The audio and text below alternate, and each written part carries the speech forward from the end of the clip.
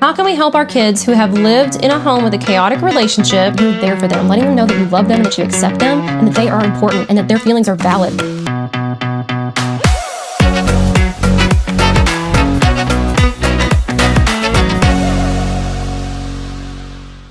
Hello, I'm Lyndsey McKinnon, biblical counselor with Eyes to See Ministry, where we heal from hurts, traumas, and toxic relationships. Today, I'm answering your questions about narcissism, narcissistic abuse, and recovery. So, the question of the day is, how can we help our kids who have lived in a home with a chaotic relationship, like childhood roots of black and white thinking? Do we help them understand why we changed and shifted into survival mode, or leave it alone unless they ask for help? So because this is in past tense, I'm going to assume that you're out of this relationship, and so I'm going to address this question that way. And the question being, do we help them understand why we changed and shifted into survival mode? So do we explain to them what happened to us in those moments? This kind of depends on the age of the child. I don't know if we're talking about adolescent children or adult children. An adolescent child doesn't necessarily need to be explained what you went through. They need to more so be validated in what they experienced during those times. So becoming a more emotionally mature parent and doing your own inner healing is very important in this, so that when you come to the child, you can hold space for them.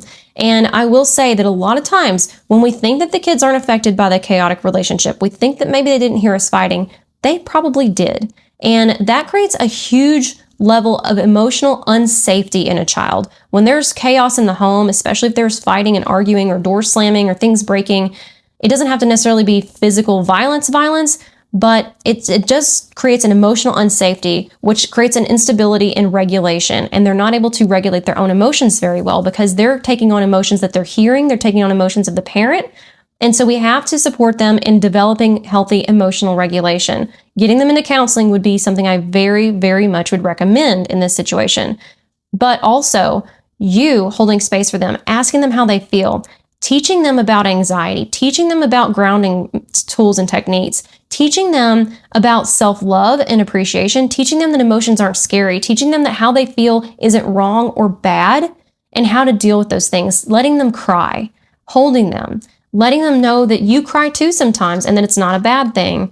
And you can also explain to them, depending on their age, you can explain that you saw mommy when this was going on, and you saw daddy when this was happening. And I know that you heard those things, and I know that you probably felt really scared, but I want you to know that you're safe and I love you, and you can always come to me if you ever feel scared again. And letting them know that you're there for them, letting them know that you love them and that you accept them and that they are important and that their feelings are valid. That is so important. And especially if black and white thinking has taken root in those children. So the one extreme or the other, they feel like they're either good or they're all bad, or you're all good or you're all bad, or you're good mom or bad mom, good dad, bad dad, whatever that is.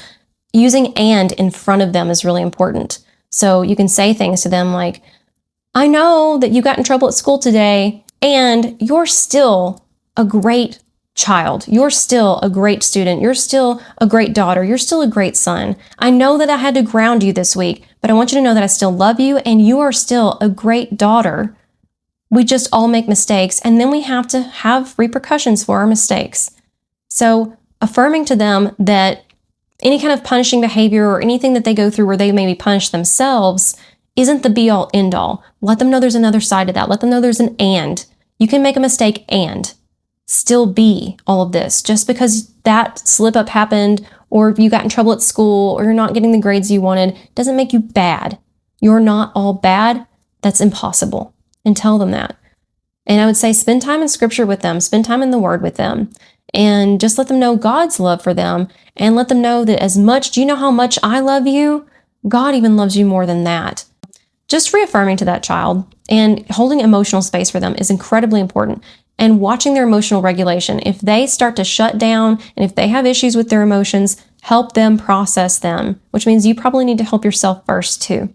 So thank you for your question. I hope you have a good day, and I love you.